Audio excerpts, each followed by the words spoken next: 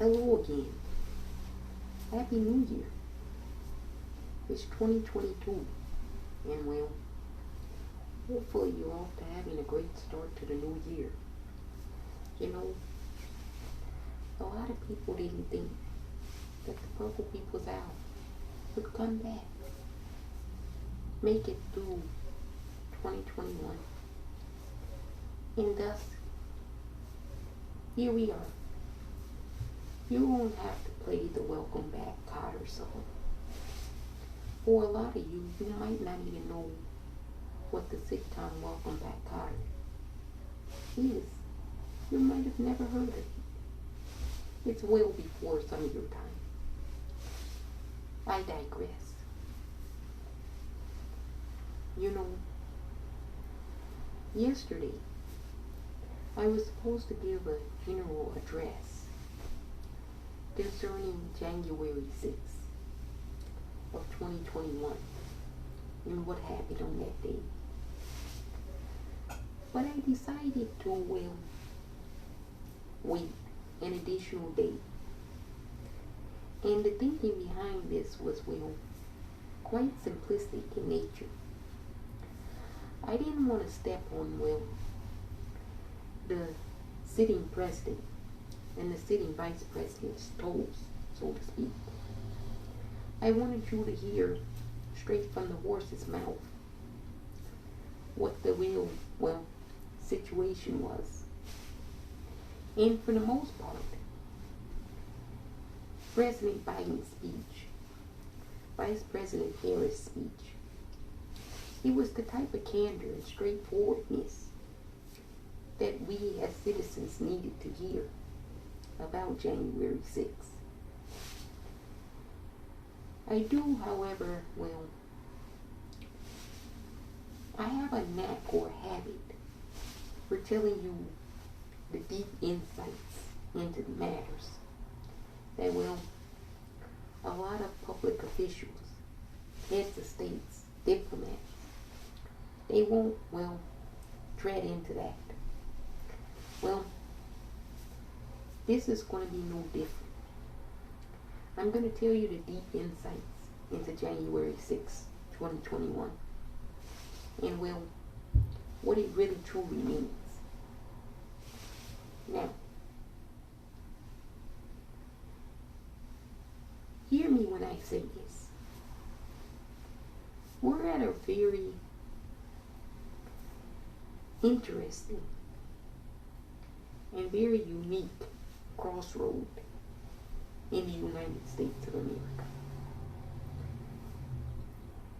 There's really only two choices we can make as a citizenry.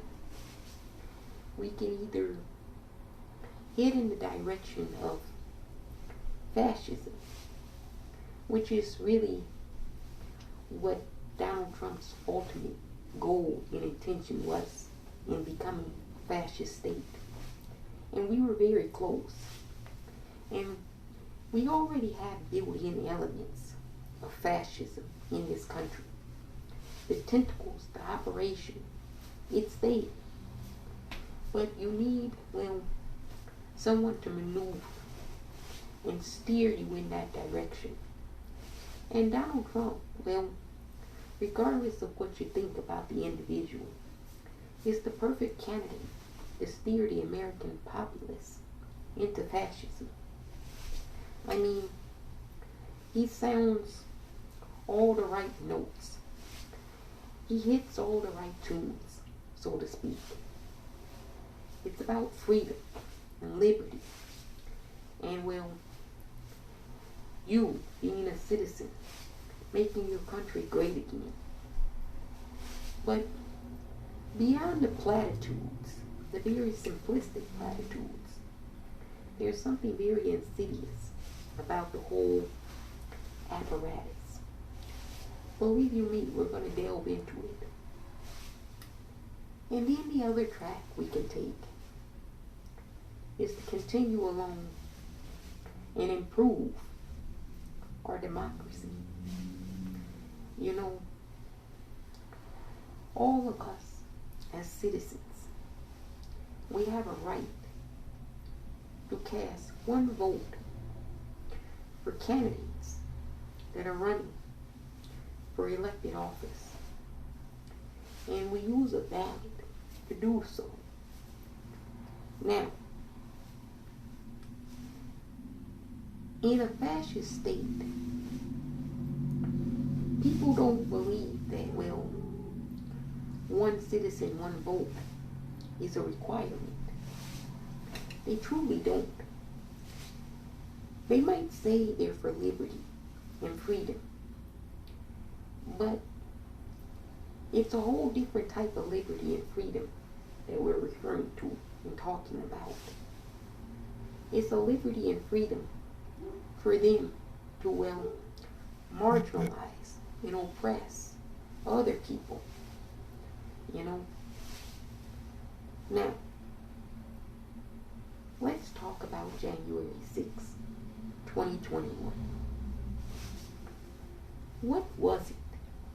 Well, it was the day that the certification of the presidential election in November of 2020 was to occur, and did occur. Now, you're probably wondering why so many thousands and thousands of citizens showed up at the nation's capital, and well, were so upset and enraged about the election. We've had other very tight and close elections. Let me remind you of some. In 2000, do you all remember the hanging chads? You know, the ballot where you had to punch it in Florida, and the poll workers had to determine whether the chad was punched for Al Gore or whether it was punched for George Bush, or whether there was no punch at all. Do you remember that? You know, in 2000, because the election was so close and it came down to one state, the state of Florida, and there was so much uproar, it took almost a little bit over a month after the election to determine the outcome. They did a recount. Then they did another recount. Then the parties ordered a recount. Then the candidates paid for a recount. And then you saw the lawyers back and forth. Now this was a contentious election. Very contentious between Al Gore and George W. Bush. But one thing stands out from 2000 to 2020. At no point did either candidate claim that the other candidate was trying to, well, cheat them personally, or that the election in general was completely rigged. No. It was an issue of, well, making sure that all the votes, however the citizens in Florida cast, were counted accurately, and, well, to the victor went the spoils of victory, so to speak. And after 36 days, and ultimately the Supreme Court, George W. Bush, some say, was installed as the President of the United States. Now, that's the partisan avenue and aspect. The nonpartisan aspect was, well, Al Gore at the time was the Vice President of the United States. And, well, he had to preside over the Senate. And you know, Al Gore, there were a lot of objections from members of his party. They didn't think that the election outcome in Florida, because of, well, the state and the apparatus and who was running it. They didn't think that it was going to be a fair outcome. But Al Gore presided over the Senate and required that the Congress members and the senators be officially have their ducks in a row in order to, well, invalidate certain aspects of the election. And they couldn't do it. And so George W. Bush became president. 500 votes separated Al Gore and George W. Bush from the presidency. Very, very close election. Now, you fast forward to 2020. The election of 2020 wasn't really all that close. 2016, there were states where Donald Trump beat Hillary Clinton by a couple of thousand votes. Very narrow margins. And in 2020, it was kind of similar in other states where Joe Biden beat Donald Trump by thousands of votes. Very narrow margins. Out of millions of votes cast. Now, you have congressional races and Senate races and gubernatorial races and state house races where margins are even thinner than thousands of votes sometimes. That's why it's very important when people say every vote counts. That's true. Your vote counts. So you ought to vote. But here's the thing.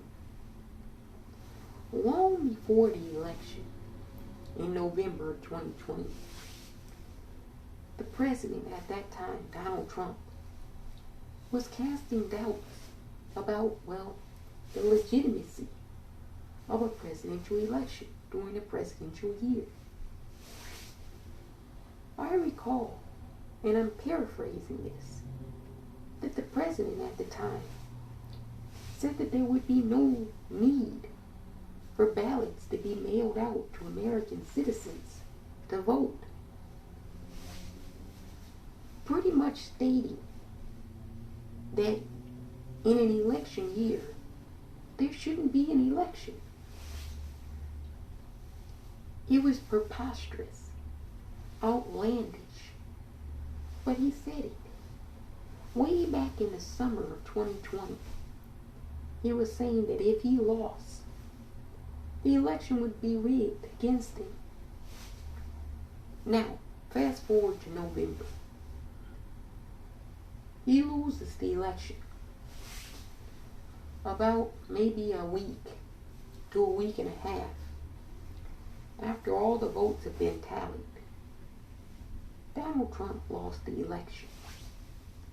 And well, right away, on election night, he began to complain about irregularities and massive voter fraud. I mean, he was saying all of those things in the summer of 2020 when the polling wasn't looking good for him. And he kept saying it throughout the whole election cycle as he was campaigning. He kept saying that, well, look at my crowds. And Joe Biden can't get a crowd. So, based off of crowd size, I'll win this election. Knowing full well that millions upon millions of people weren't going to go to a rally if there was no social distancing, if there was no mask wearing. And at that point in time, people didn't want to come out of their house because there was no vaccine for COVID-19. Now, there's so much to unpack here. So many lies. As the president said yesterday, the former president told a web of lies to his supporters and to the nation about the election. An election that he said is rigged and was fraudulent. But I want to point you back to something that the current president, Joe Biden, said yesterday. That, well, no Republican has been able to dispute this fact. If the election in 2020 was rigged against Donald Trump,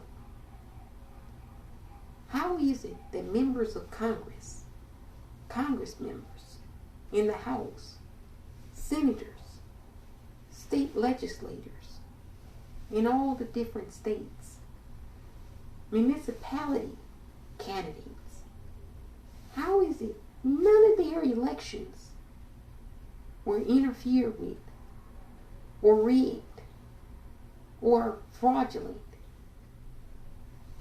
It's all one big ballot. They don't give you separate ballots for each office. It's all one big ballot. So,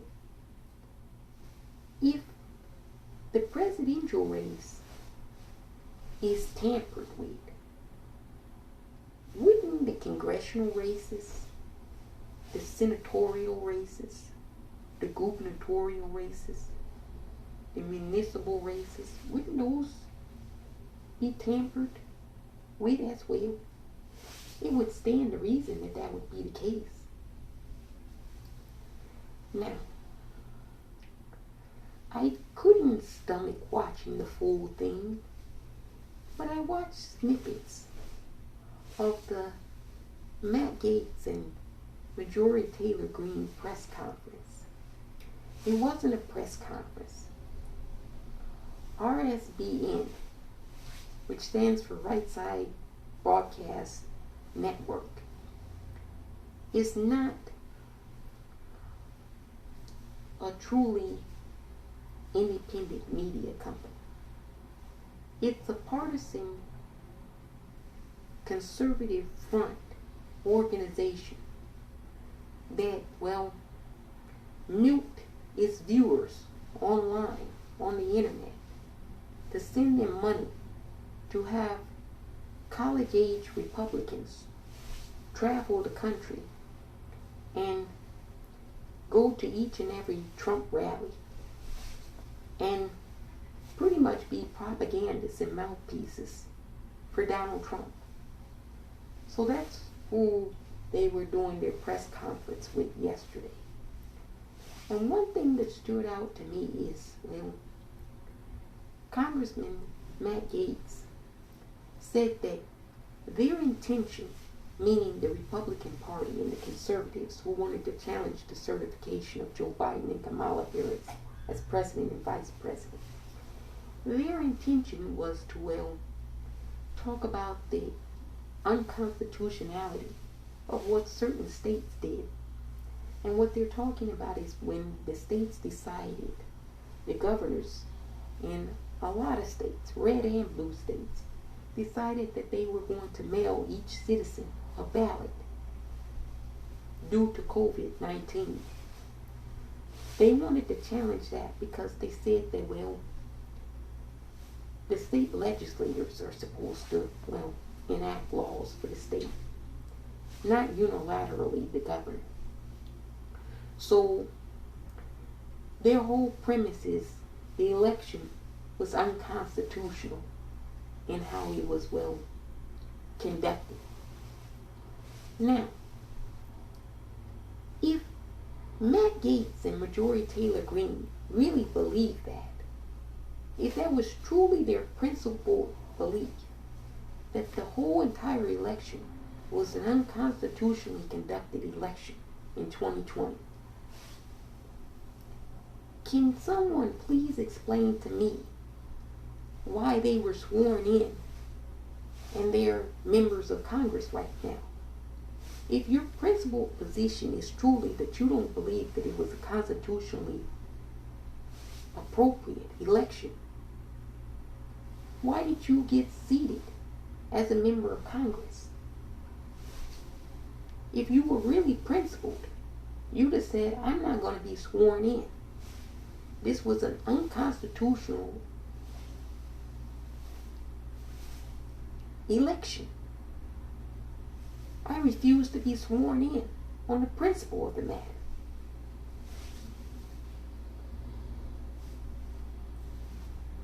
I'm just saying, that's what people who have principles would do.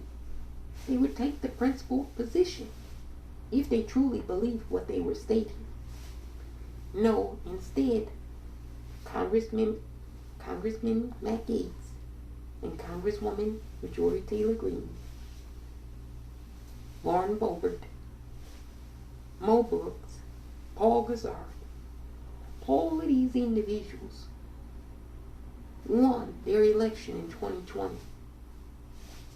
And yet, all of them are out claiming to their supporters that the election was unconstitutional in how it was conducted. Yet, they're sworn members of the House of Representatives in the United States Senate. By your logic, you would have to leave the House and the Senate because it was unconstitutionally conducted.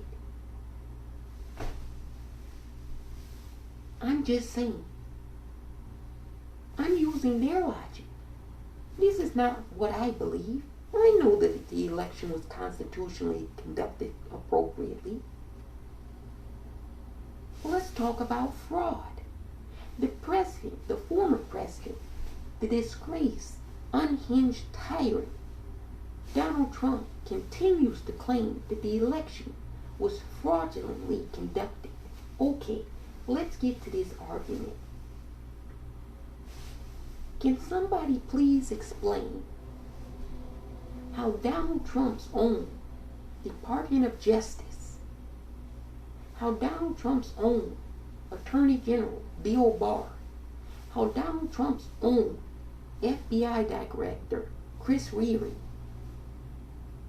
how Donald Trump's own appointed Postmaster General Louis DeJoy, how all of these entities, how these figureheads, how these leaders of huge bureaucratic departments that oversee elections federally in our country, how all of them sit back and watch a fraudulent election occur and do nothing about it.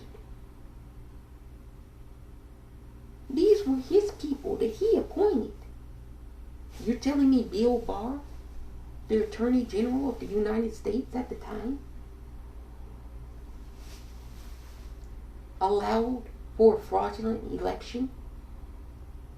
And Donald Trump himself was President of the United States of America. You're the most powerful individual on the planet Earth. And all your people are in positions of authority. And yet, a little local woman, an election worker, supposedly printed 56,000 fraudulent ballots in the state of Georgia. That's really what you want to tell the American people. This bullshit. Come on, you've got to come up with a better story than this. You've got to come up with a better story, a better lie than this bullshit. You want to continue to be president of the United States, and yet election workers can steal an election right under your nose, right under the nose of your Attorney General, right under the nose of your FBI director, right under the nose of your Department of Justice. Complete and utter bullshit. You're telling me that Bill Barr couldn't stop Hugo Chavez?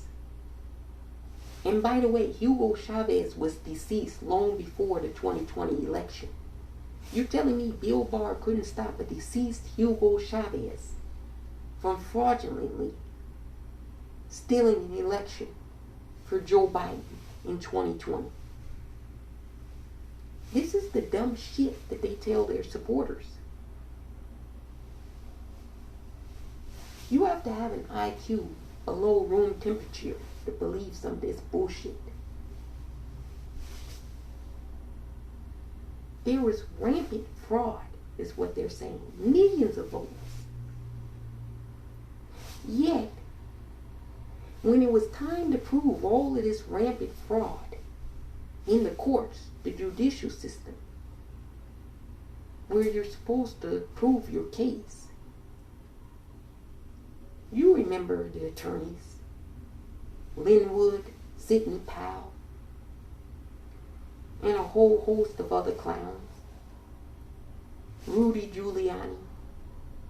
None of these people could prove any of this rampant voter fraud in the state of Michigan, the state of Nevada, Arizona, Wisconsin, Georgia, Pennsylvania. They couldn't prove any of it. Not in one state. Not in one county. When it was time to prove it in court, when it was time to present the evidence, zilch, nada, zero.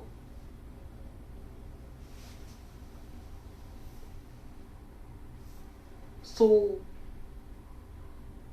it's an assumption, it's a belief, it's a feeling. Well, if you're going to make a claim such as rampant voter fraud, you got to have more than a belief, a feeling. You got to be able to prove it in a court. Now, we heard other preposterous lies too, such as the voting machines, Dominion. Dominion switched the votes from President Trump to Joe Biden.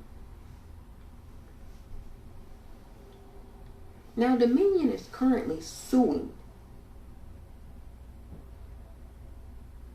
the individuals who made that allegation for defamation.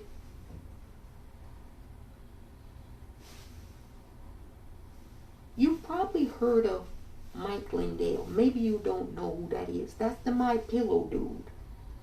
You know, he's crazy like his cult leader. He was the one that pretty much started that whole conspiracy theory that the Dominion machines switched the vote tally electronically from Donald Trump to Joe Biden. Now, the reason I bring up Mike Lindell is because Mike Lindell put out an offer, a bounty, so to speak, to some of the world's foremost hackers and computer scientists to come to a symposium that he was conducting, where he would provide them terabytes of data showing, proving that the Dominion machine switched the votes from Donald Trump to Joe Biden. This symposium happened a while back. And when it was time to give the evidence, the data,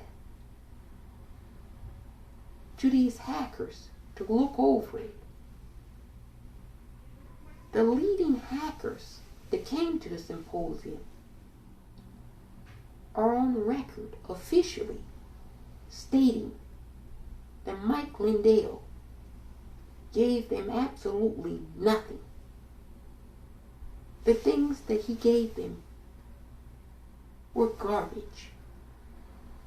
They couldn't even decipher the shit. And the things that they were given didn't prove anything.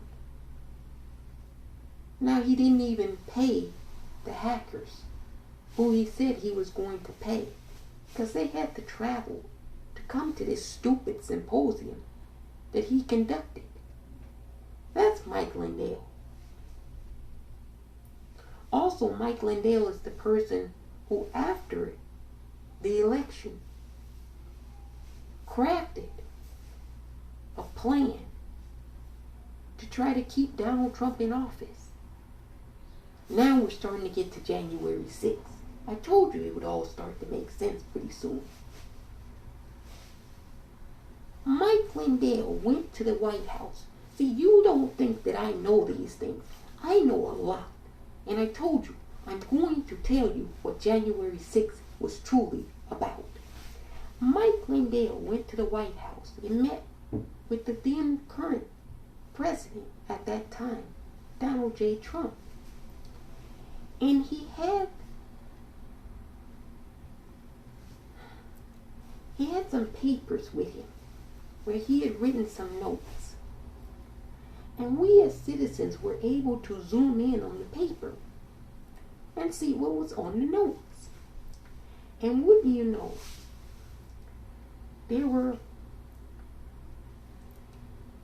talking points about such things as declaring a martial law. You see, it seems like they crafted January 6th to try to create a situation where the president, the United States at that time, prior to Joe Biden and Kamala Harris being certified as the president and vice president, incoming president and vice president, where they crafted strategically a situation where the president would have to declare martial law. And if martial law is declared, well, he in theory could stay as president regardless of what the American people willfully wanted.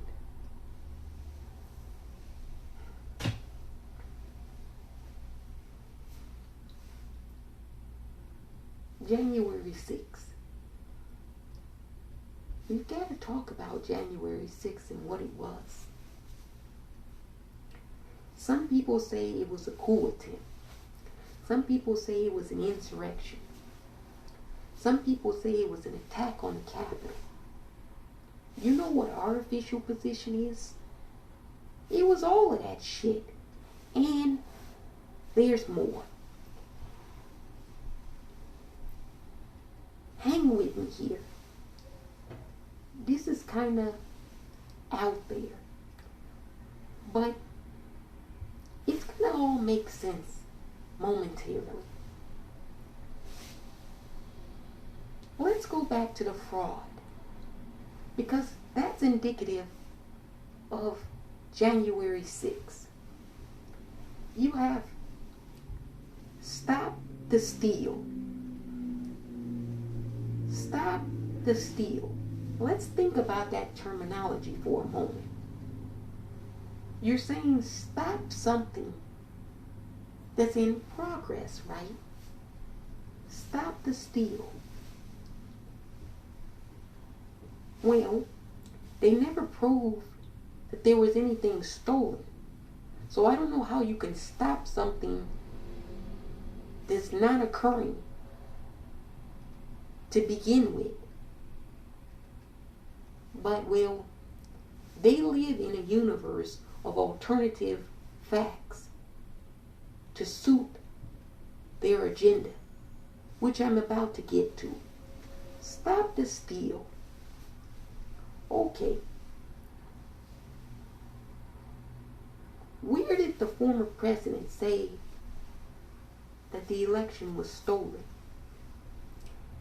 He gave you some areas and places in this country where he says that the election was stolen.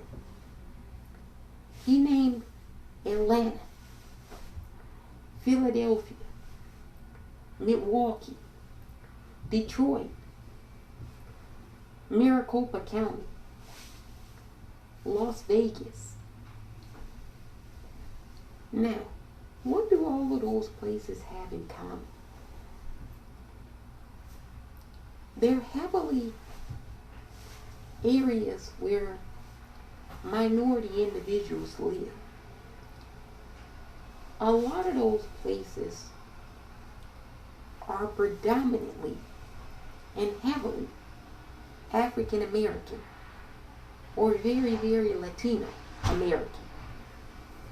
Now, why would you mention only places where a high number of minority people live and are concentrated?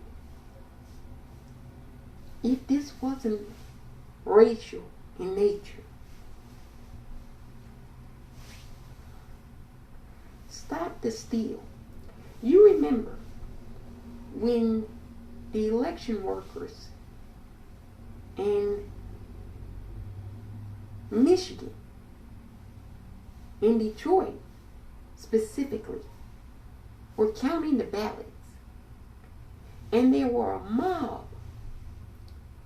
of white people who came to the convention center where the votes were being tallied and counted, and they were banging on the doors, they were banging on the windows, demanding that the election workers stop counting the votes.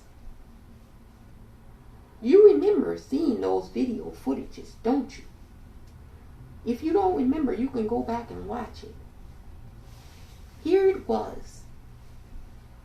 White American citizens, conservatives, racists, traveled to Detroit, a place they did not live, went to the convention center and tried to storm the convention center and disrupt the counting of the votes of other American citizens. Why, you ask? Because Donald Trump told them that in Detroit they were stealing the vote. He told his supporters in Philadelphia they're stealing the vote.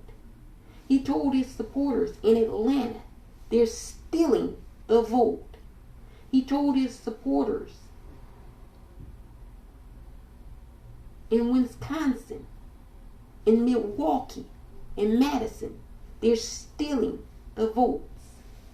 That's what that son of a bitch, and no, don't pardon my French, that's what that son of a bitch told his racist, neo-Nazi, fascist supporters. And they went to these locations and tried to disrupt the counting of the votes. I remember watching this shit. I'm thinking to myself, wait a minute. Your votes have already been counted. But you bastards don't want to count other people's votes. That's interesting now, isn't it? Stop the steal. Well, you can't stop something that's not occurring. We've already established that. So, if the stealing wasn't occurring, what was Stop the Steal about? We're getting to January 6th. I'm telling you, we're working our way to January 6th. So the fraud was happening in their alternative universe only in the major cities where, go figure, the predominant people who live there happen to be people of color. So The general narrative or assumption I can draw from this, the conclusion I'm drawing from this is that black people specifically were cheating for Joe Biden. You don't have to say that. But that's what he was alleging. In order to stop that from occurring, their votes shouldn't be counted. That he actually said. He said that the votes in Detroit should be thrown out. They had people on the election commission board in the counties that Detroit makes up try to toss all the votes from Detroit. The same is true in Pennsylvania and Philadelphia. They had people on the county election boards trying to toss all the votes from Philadelphia. Now, if you don't count the votes in Philadelphia and Detroit, Donald Trump wins the state of Pennsylvania and the state of Michigan. Watch this shit. Let me tell you what January 6th is really about. They say brevity is the soul of wit, but sometimes you gotta stretch this shit out. January 6th is really about taking away the right to vote from 50 plus million American citizens who happen to be African American in this country. We all know that if you tossed away the votes in Detroit, Philadelphia, Atlanta, Milwaukee, Madison, that Donald Trump would have become president, would have been reelected. So you can't have those people vote because they don't vote the way, well, racist white people want them to vote. So now we have to just take away their vote. We just have to strip them completely of their vote. And that's what the South is currently all about.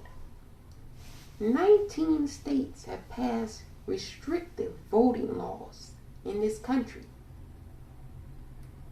You see, in the 1960s, there were millions of white citizens who did not want black people to vote in this country, specifically for this reason.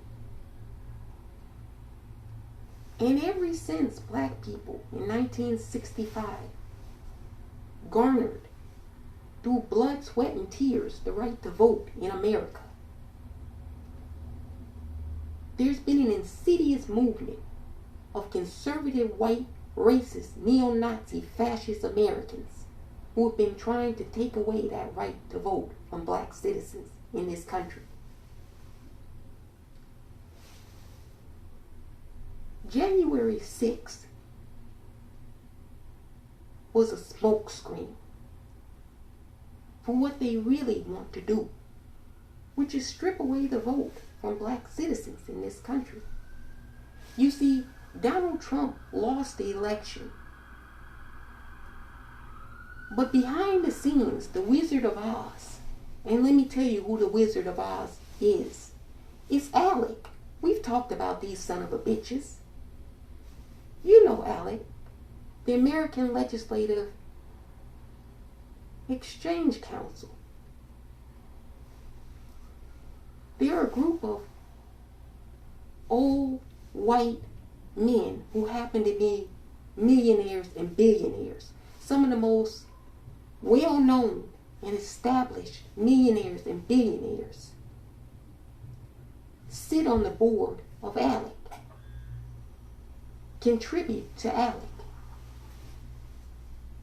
A lot of your business leaders are board members of ALEC.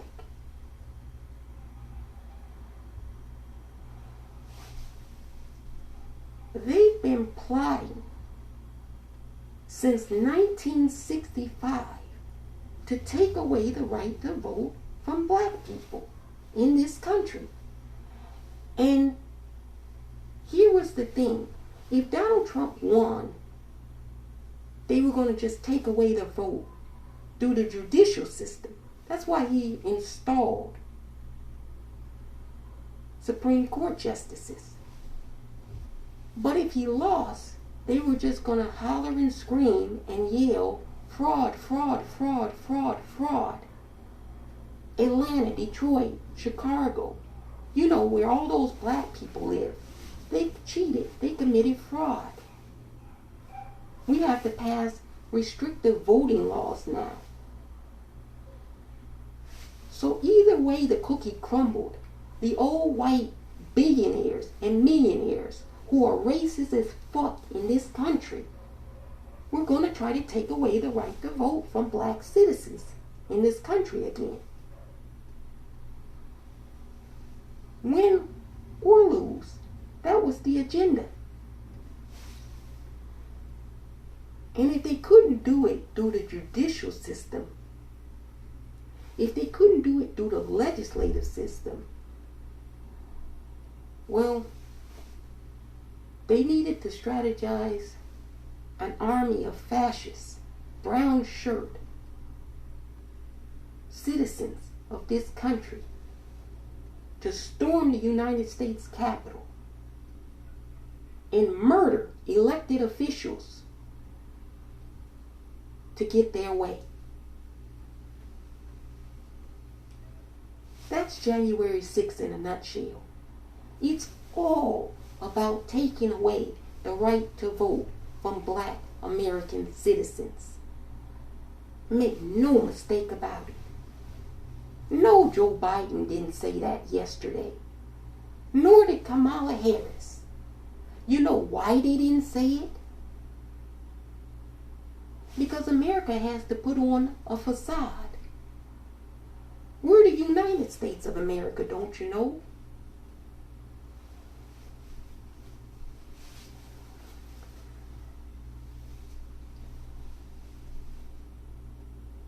You know, we'll talk more about voting rights at another time. I want to go back to January 6th because there's some more lies being told.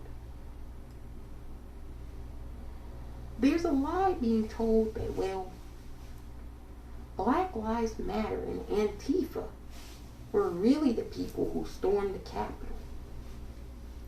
They weren't really Trump supporters. This was an FBI plot. Now wait a minute. If that's the case, if they're Antifa supporters and Black Lives Matter supporters, why then did Congressman Louis Gohmert from Texas, Congressman Matt Gaetz from Florida, and Congresswoman Marjorie Taylor Greene from Georgia, all white nationalist members of Congress, all white supremacist members of Congress, all traitors who plotted with the insurrectionists who stormed the Capitol building, why did they go to the prison where most of these people were being held, demanding justice for J6? Why are they so enraged that Ashley Babbitt was shot and killed inside the Capitol after trying to force her way onto the gallery floor? Ashley Babbitt was Antifa and Black Lives Matter, according to you, lying ass bastards. So why do you give a fuck about Ashley Babbitt? You see, they can't even keep a lie consistent. That's how you know they're liars. Because they can't keep a consistent lie long enough.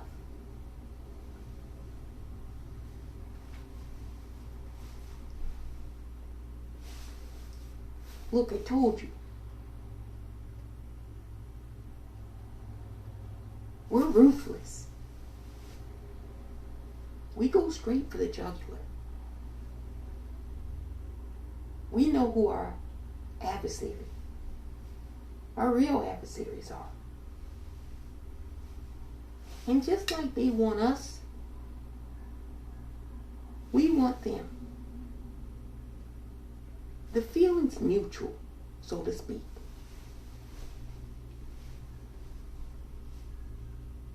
So yeah, if the January 6 people, they held a press conference yesterday, like I alluded to earlier, and they said that, well, we have some questions about why people are moving the fences in a haphazard manner. And we have some questions as to why people are up on the scaffolding. And we have some questions as to what some individual whispered to another individual. And we have some questions as to why an individual in the crowd was inciting people to storm the Capitol building. Here, I've got some answers. They were unhinged lunatics, just like your cult leader was an unhinged lunatic. They came there at the behest of your unhinged lunatics, called for them to come to the United States Capitol. Ali Alexander? You're telling me Ali Alexander is Antifa and Black Lives Matter? Do you know who Ali Alexander is? Let me tell you, if you don't know, I'm fixing to briefly explain to you who Ali Alexander is. Because I know these people. I keep telling you, I know these people. I know all of you fuckers. Ali Alexander is a fringe, alt-right, conservative commentator online who planned to stop the steal with Katrina Pearson, who is a dear friend of the Trump family and a campaign spokesperson for the Trump 2020 re-election. Ali Alexander spoke numerous times with Senator Mo Brooks, Congressman Paul Gazar, Lauren Boebert gave tours to certain insurrectionists the day before January 6th.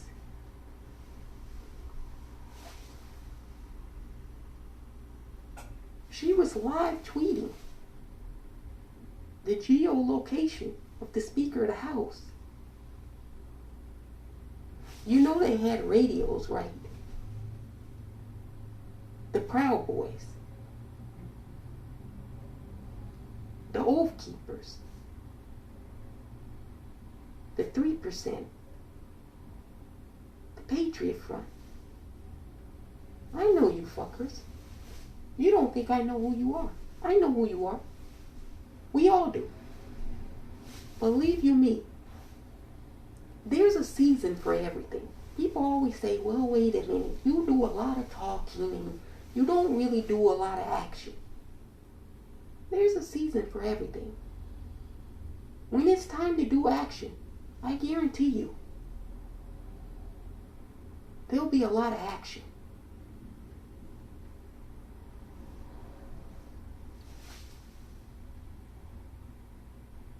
Business Insider said that 80% of the individuals who stormed the Capitol either had law enforcement or previous military experience or training.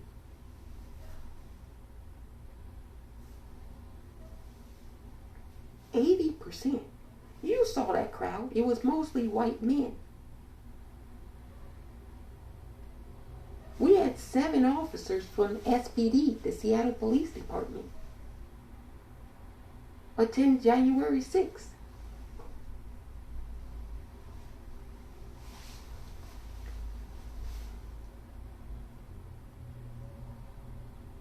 There were Army Rangers who stormed the Capitol. There were active duty military who stormed their own nation's Capitol building. We know. You see, you have to take an oath to the Oath Keepers, to the Proud Boys, to the Three Percenters, to the Patriot Front. And you know, there's a lot of words, but the general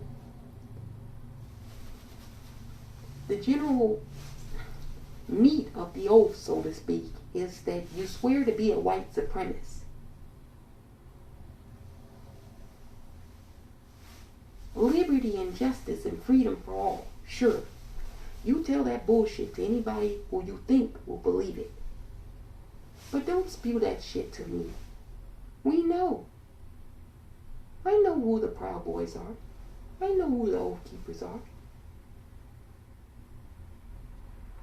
I tell you one thing.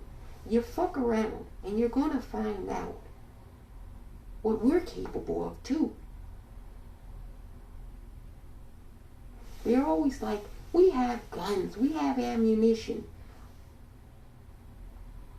You think you're really the only people with guns and ammunitions and weapons?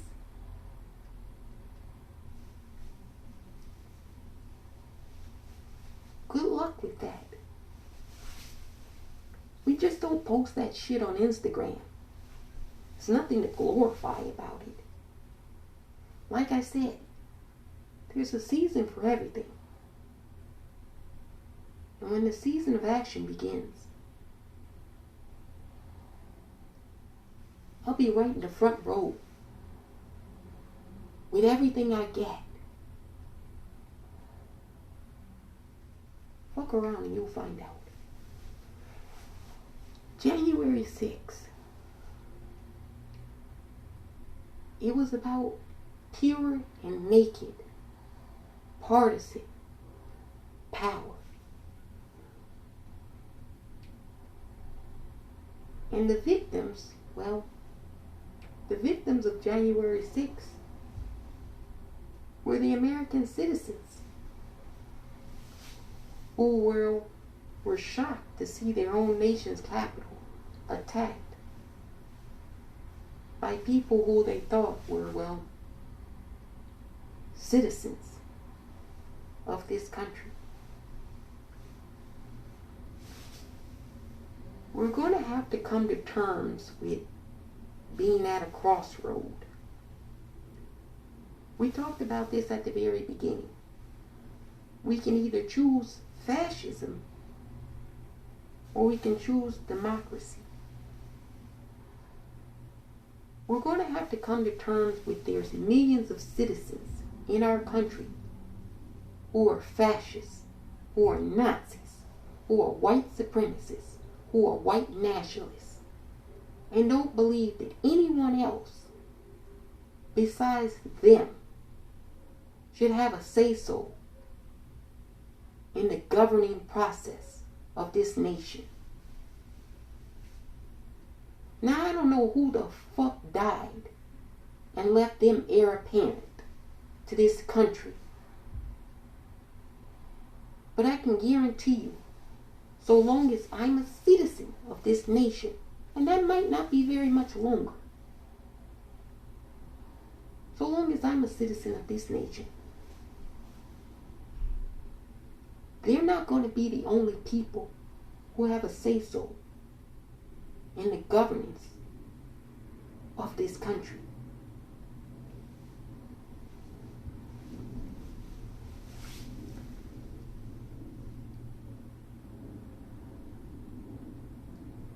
This whole experiment, so to speak,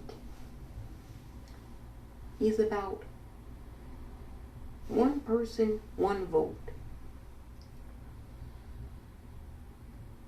ALEC has done a hell of a job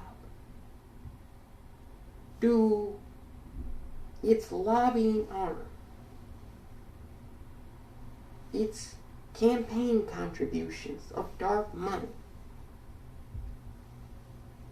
its strategic planning of taking over state legislative houses all across America.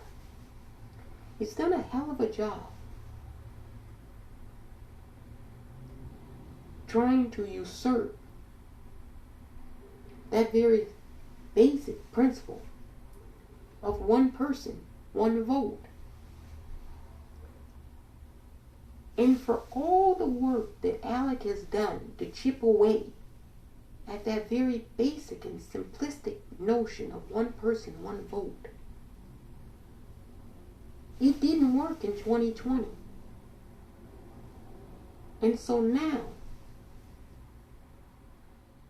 the determination that white supremacy and white supremacists have made in the United States of America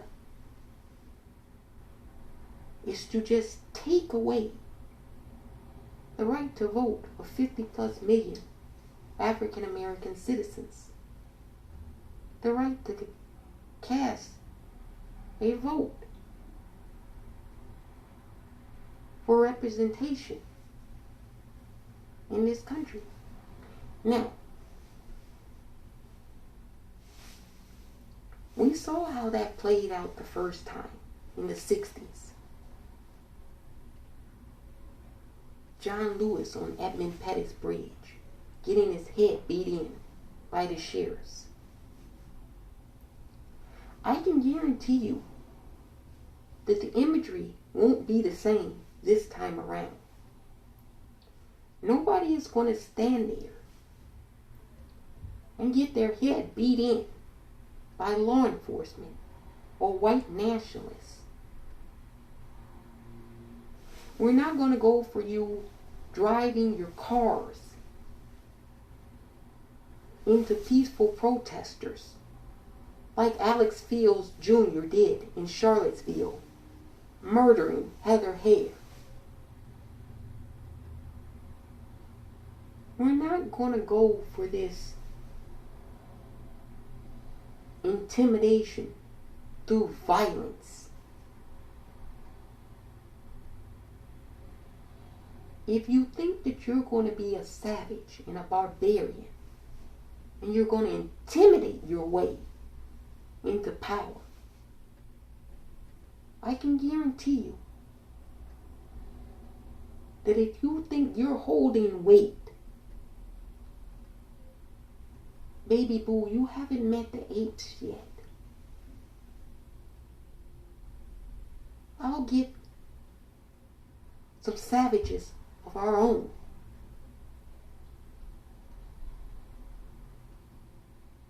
And it won't be pretty for anybody out there on the streets.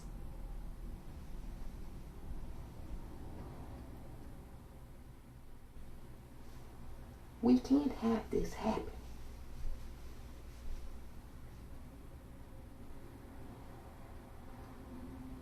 I was appalled and flabbergasted last year, right before the Virginia gubernatorial election, when the former Speaker of the House, Newt Gingrich, went on Fox News and told Sean Hannity that if then the Democratic candidate running for governor, Terry McAuliffe, managed to win in Virginia, that the Democrats would have stolen the election. And the only way the election would have been legitimate is if the Republican Glenn Youngkin ultimately won. Now, Glenn Youngkin did win the election in Virginia by 70,000 votes.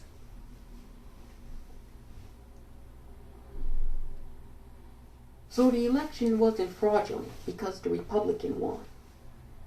But if the Democrat had won, Newt Gingrich said that it was going to be stolen.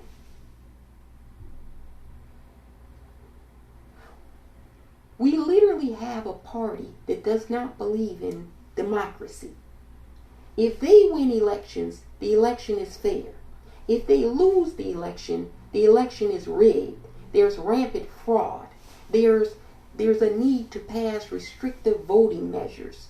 There's a need to, say that you can't give food or water to people who are waiting in line for hours at a time to vote. Who the fuck do you think is going to go for this bullshit? Who the fuck do you think is going to go for this bullshit when we know who it is that's doing this?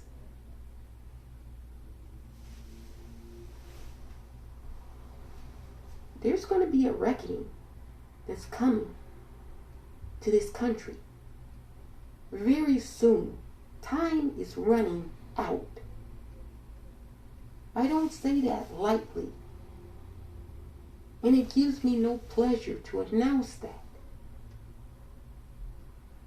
America, you better get your shit together.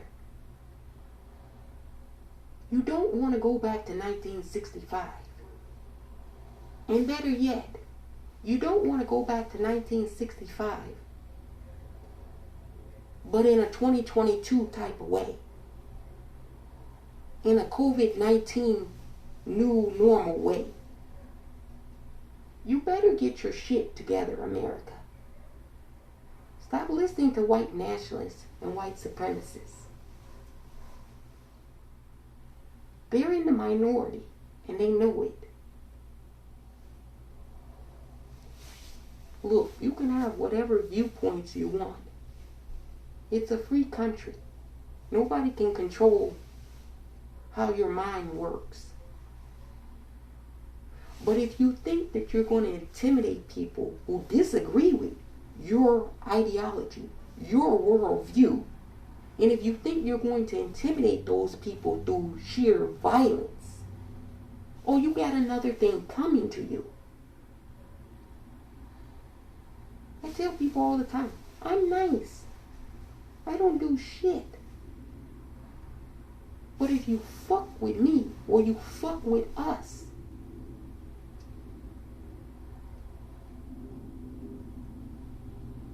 oh, I'll turn into the Incredible Hulk. Real quick. And I show no fucking mercy to you, because you fuck with me first. I was fucking minding my own business. And you decided you wanted to fuck with me. So now you're going to be my business. And you're going to wish you had minded your business. I'm referring and speaking to the white supremacists here. I know what's next. I know how this movie plays out. They've already shown you, if they don't get their way, they resort to violence. Oh, they were peaceful. Yeah, sure. Peacefully breaking the nation's capital windows. Ransacking congressional members' offices. Defecating on the floors. Beating law enforcement officers. Because they lost an election. Because, well, they don't have enough people who support their ideology. 81 million people voted for Biden-Harris. The most of any presidential candidate in the history of this country. And yet, even before Joe Biden and Kamala Harris were sworn in, there was a plot, a coup, to overthrow the duly elected incoming president and vice president of this country.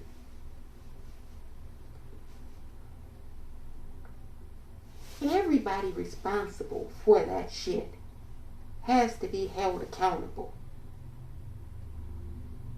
There's no other way forward. You have to hold everybody accountable. And when we say everybody, I mean everybody.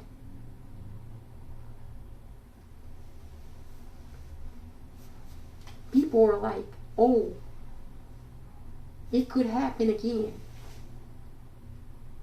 Could being the operative word. As though we don't know that it's not a could. It will happen again. We all know that it will. Maybe not in the nation's capital. But they'll come to a state near you. Did you see the Patriot Front in the middle of the night? In box trucks, in U-Haul trucks.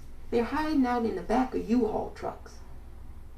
And then in the middle of the night, when people are sleeping, They pull up the U-Haul trucks and park them. And large swarms of white, angry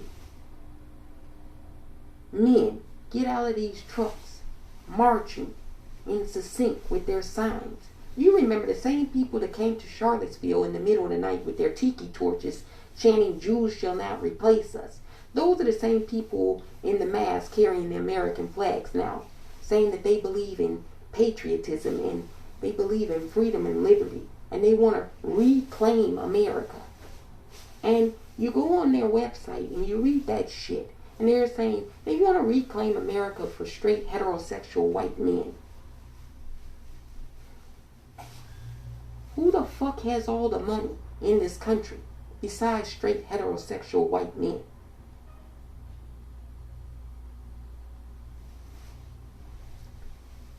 This is why we're proudly socialists and Marxists. Because we despise that filth, that wretched of the earth bullshit. It's as old as human nature to see something that's different than you and to dislike it just because it's different than you. That's not new. That's old. It's ancient. And it's grotesque and unacceptable behavior. It always has been. And it always will be. January 6, 2021.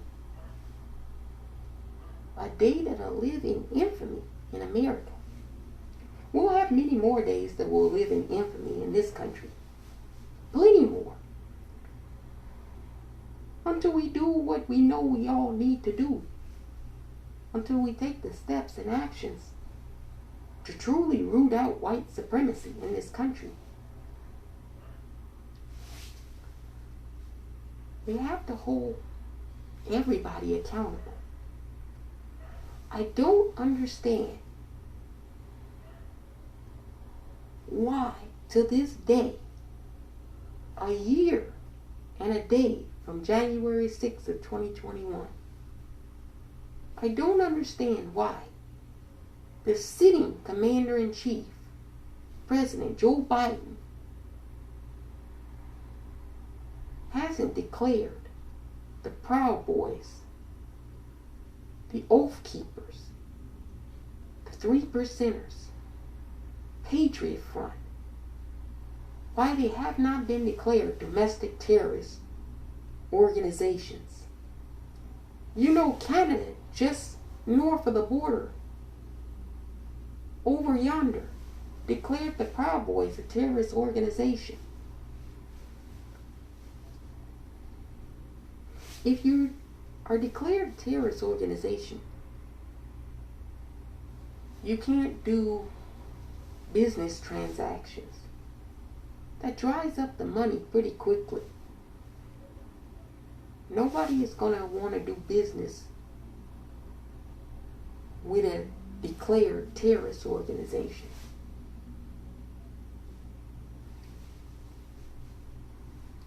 I get it. A lot of people are in those organizations. A lot of people of high stature in our society are part of those organizations. But I also get that, well, a lot of people chose to storm the nation's Capitol building and attack the nation's Capitol building.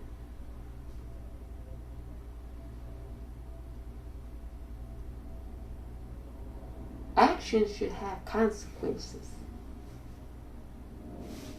Just because you're an esteemed person in this society,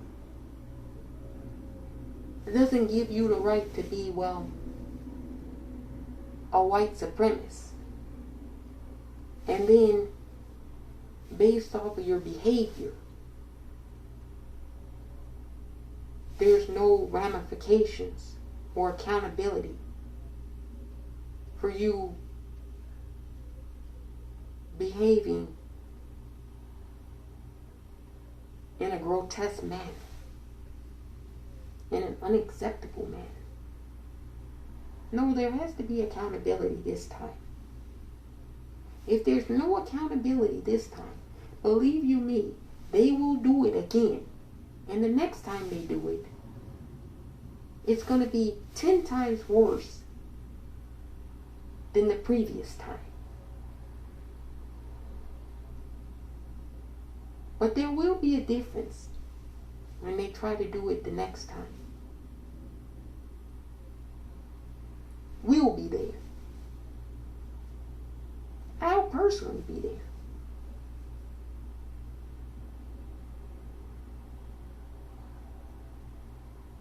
And I'm not going to go to sightsee or speak.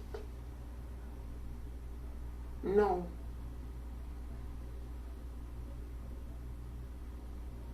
We're going there to,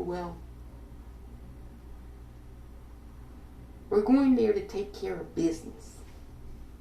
You can't say everything that you want to say on this internet.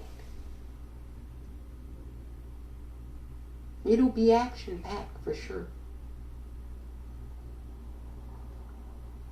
Let's hope that we don't have to even get to that situation. If the proper recourse and action is taken now, a lot of things in the future can be prevented. Scratching our head, doubting what we all know to be true, it's not going to be appropriate. It's not going to send the correct message to the individuals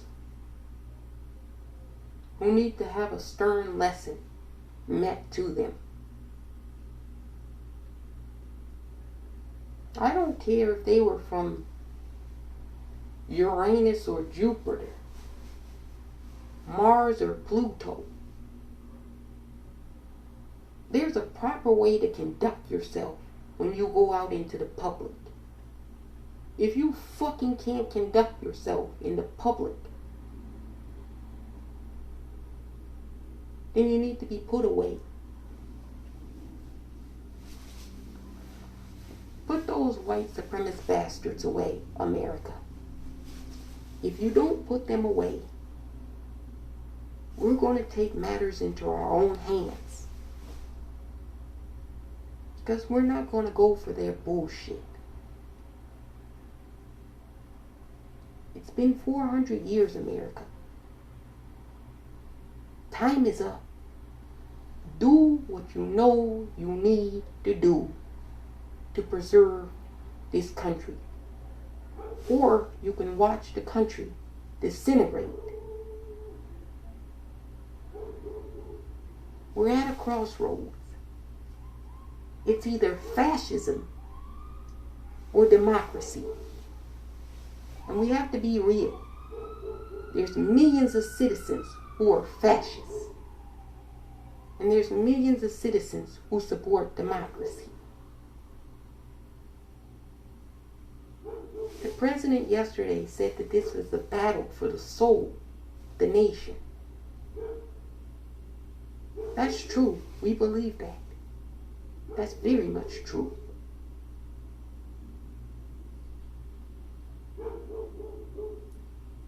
In battles,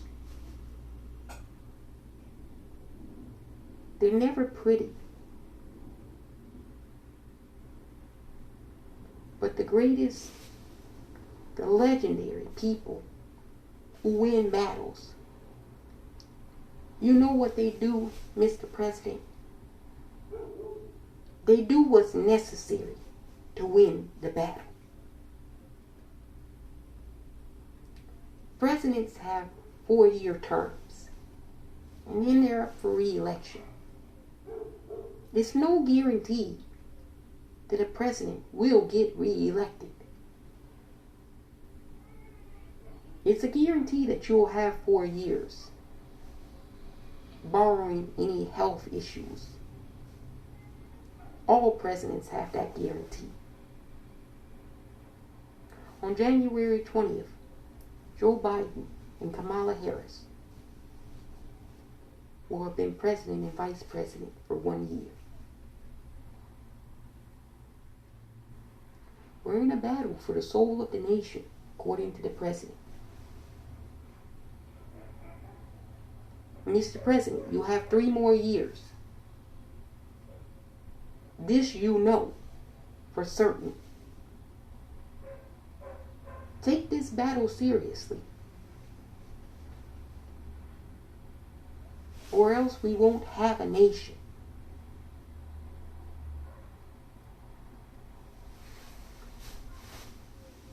January 6, 2021.